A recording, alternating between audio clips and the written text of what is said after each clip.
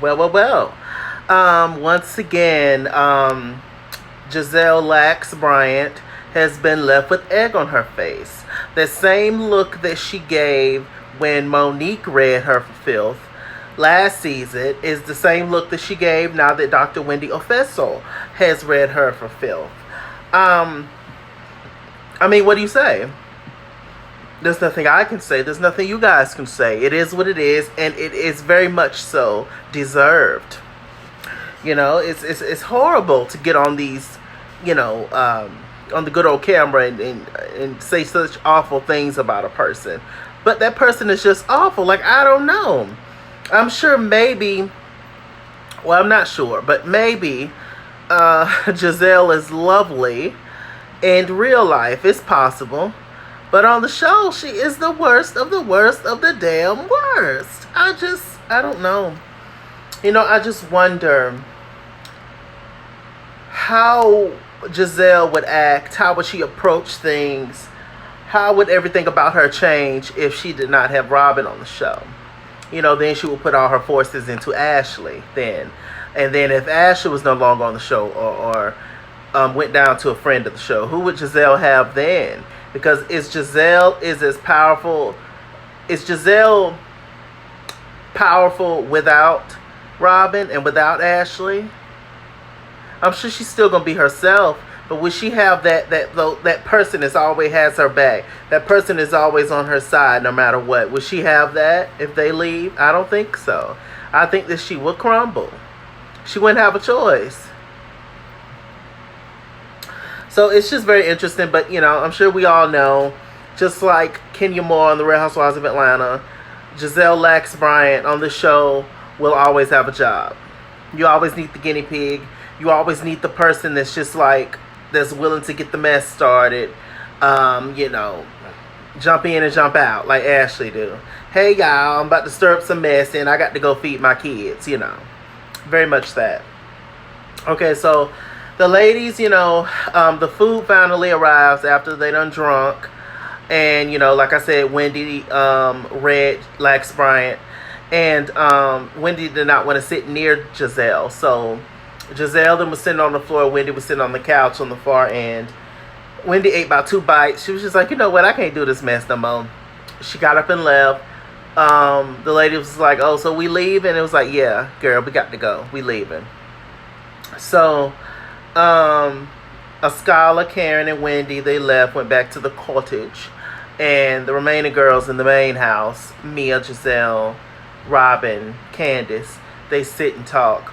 Once again, when Gizelle hurts people's feelings or when Gizelle is mean to people, she never really takes accountability.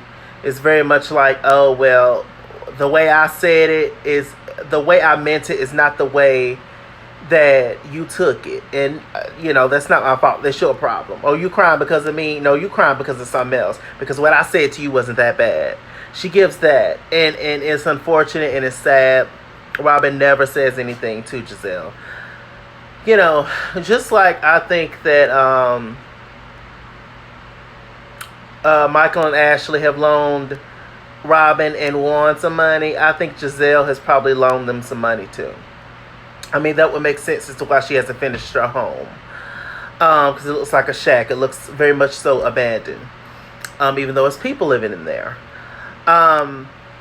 Because otherwise it just doesn't make any sense.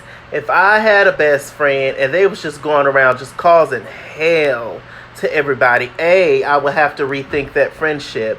Because why am I off limits? What makes me think that eventually you're not going to turn on me for something?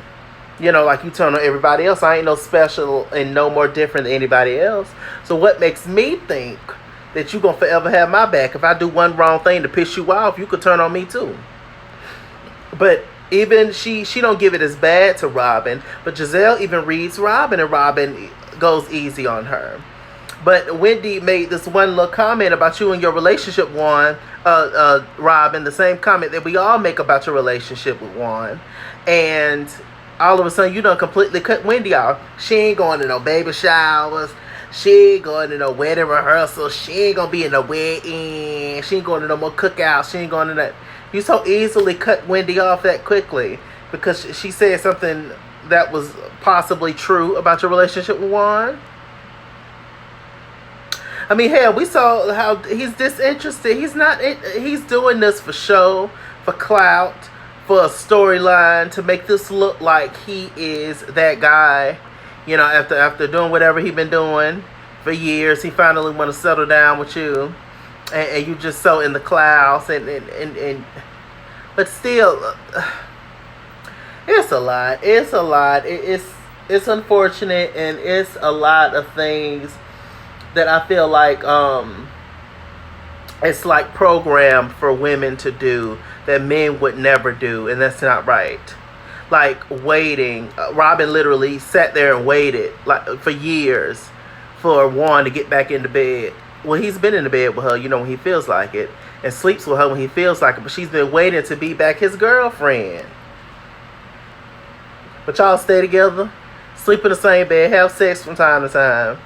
But he go on and be with whoever else. But then still at the end of the night, or if them other women ain't paying no attention to his ass, or Michael allegedly ain't paying no attention to his ass, then he come on back and sleep in the bed with you. Well, I guess come on over here, Robyn. Hell, give me some. And you just take it. Or another example on Love and Hip Hop New York, when the couple, they're from Love and Hip Hop New York, but Mendices and Yandy, when Yandy asked Mendices, would you take me back? I'm sorry, she asked, would you wait on me had it been me going to prison? And he was like, I don't know, I couldn't answer that. Later on in the show, he talking about, yeah, he would. But I don't believe that. It's called Ride or Die Chick. It's not called Ride or Die Guy. If you wanna be somebody, if you wanna go somewhere, you better wake up and pay attention. Whoopi told us that. Child, please. But then they make women feel like they bad, or they ain't sticking by their man, or they selfish, or cruel, or mean, if they just walk away from a screwed up situation. You're supposed to stick it out. And, you know, it's for better or worse. You got to support that man. What about supporting that woman? I can't. That's why I'm just, you know, I'm all for, you know, just women doing them, being independent of these and gone about your business. That's what they do. Now, mind you, there's some great dudes out there. I'm not talking about y'all. If it don't apply, let it fly. There's some great, amazing, wonderful, beautiful guys out there. Faithful, committed guys. I'm not talking about y'all. Y'all are good people. And if y'all haven't found the one, you will. I'm not talking about y'all, but I'm talking about the other ones. Hell. It gets on my nerves. It really does. And as much as I don't really care for Robyn, I still don't like the way that Juan treats her. You know, it just don't look good. It don't look good. She called him, Juan on the phone. You miss me? Yeah, baby, I miss you. She was like, well, what's going on with everybody at the house? And, you know, she was talking about Juan getting the boys up for school and all that kind of stuff. And the minute she started to talk about what's going on with her and the trip, he was like, oh, I gotta go. Even later on, trying to be funny at the dinner table, called Juan, and was just because I don't never see Juan calling her, you know, unless it's, you know, he trying to call her to tell her to get her ass up out the bed. Was like, yo, crap, my train of thought. That's what I get for talking shit. Let me see. Oh, at the table when she called Juan, it was like, hi, my non-existent partner. Don't you know that you're my non-existent partner? He was like, oh, okay, whatever, Robyn, gotta go. Once again. You so pissed off at Wendy for saying that because it's true. It's some truth in it, sis. You got to own up to it. Rachel Dolezal. Sitting up there looking like a white woman with braids. I was like, who is that, Robyn? Well, all right. I'm tired of talking about Robyn. What else is going on? Curran is the she got the key to the city. She's gonna be the ambassador of Surrey County, Virginia. Her small town, and she's gonna be put in charge of getting them all kinds of supplies and things that they need to live in today's world, and just whatever's lacking in the town, she's gonna help out with that. And I think that's a great honor. She took Mia and Wendy with her. I really want Mia and Wendy to come together in some kind of way.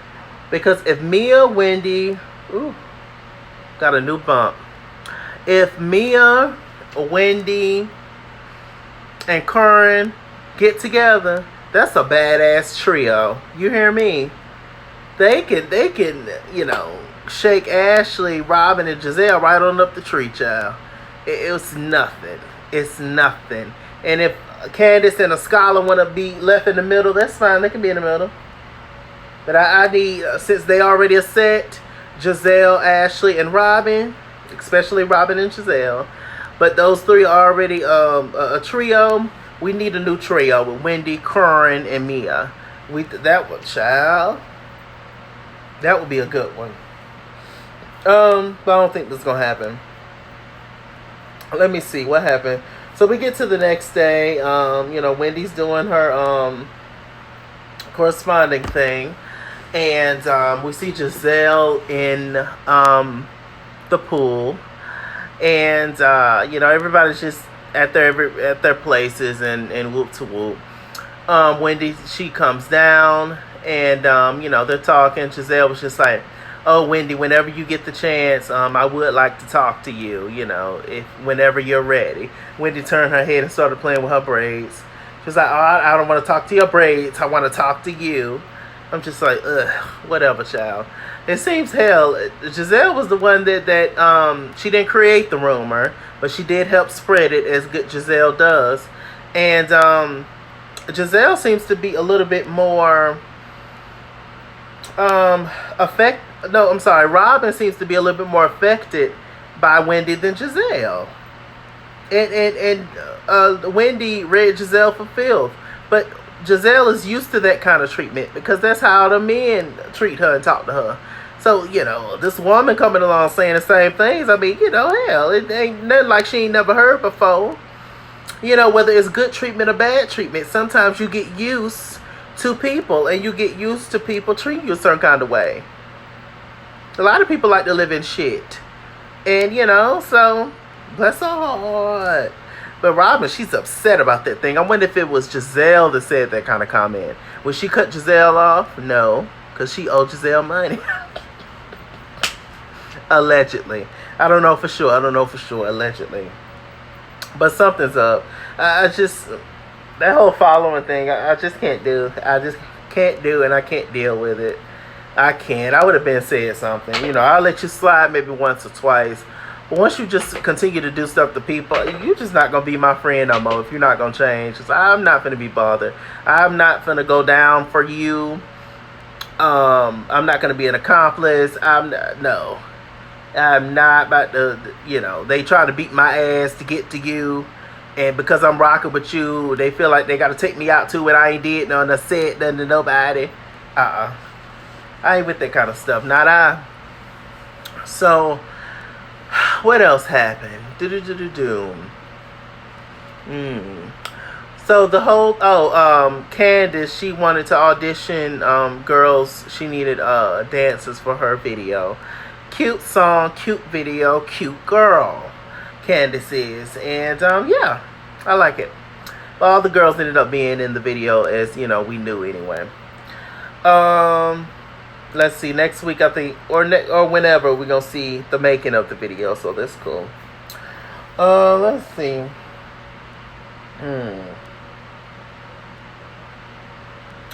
So we get to the final dinner scene. Everybody looked good. Everybody dressed up except for Gizelle. And so they're all sitting down, and that was when Robyn called Juan, of course. And let's see. Robyn was just like, "So Wendy, are you gonna ignore me or what?" Now, mind you, she just slightly came for Wendy.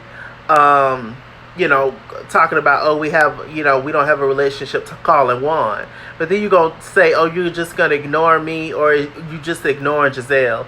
I mean, Robyn, it really don't damn matter. Ain't y'all the same person? Don't when Gizelle shit, you wipe. Don't when, you know, Gizelle got the Kool-Aid, you got the sugar. I mean, don't they go together? Wendy was like, you know what, Wendy, Gizelle, what she say? Wendy, she was like, you know, I'm not going to ignore you, Robyn. I'm not going to. She was like, well, I just can't believe you said how you said what you said at my engagement party. You was the most excited one. Wendy was like, mm-hmm. And she was like, and then you going to sit back and say those awful things about my relationship? Wendy said, mm-hmm. I respect how you feel. You know, it was so nice, nasty, and I was here for it. That was when Wendy addressed Gizelle. She was just like, you know, I want to know why when I left you called me a weak bitch. And Gizelle was just like, I never said that. I never said that. What are you talking about? Even Candiace jumped in and said, she didn't say that. Then Mia jumped in and was just like, well, I felt like I heard that's what you said. I'm here for it. I'm here for it because I don't want anybody else strictly on Team Gizelle and Robyn. We do not need that. I don't want no unbalanced ass show. We need those two people that's in the middle, that's on both sides, but they know the right side to go on. But they are there to stir the pot and be in the mess. And that's what Mia is for, it looks like. But that's definitely what Askale is for. And I'm here for it. I'm here for it. Keep it nice and clean and cute. You drop those bombs and you walk away. I ain't got nothing to do with it. I'm here for it. But Mia was right. Gizelle might not have called her a weak bitch, but she did call her weak and sensitive. So, I mean, you know, Mia wasn't lying. She just didn't say the B word. But she's damn near said everything else. So, I mean, I don't know. Yeah, so it just, the show getting ready to get good, child. They showed the mid-season, you know, what's going to happen and everything. And I'm just here for it. I'm excited. Potomac is giving me everything that Real Housewives of Atlanta has not been giving me for the past 2 or 3 seasons. So, Real Housewives of Atlanta, whenever y'all come back, y'all need to get it together because Potomac is going to kick y'all off the air. With that said, I'm Mr. Chalaki. Mr. Chalaki on Google+. Follow me at Iskinsmore on Instagram and Twitter. At Iskinsmore89 on Snapchat. Chase King on Facebook. Mr. Chalaki on Cash App and PayPal. And as always, run me my money, I'll run me my fade. Run me my money the way I get paid. Stay black, stay tuned, and I'll see you guys later. Bye.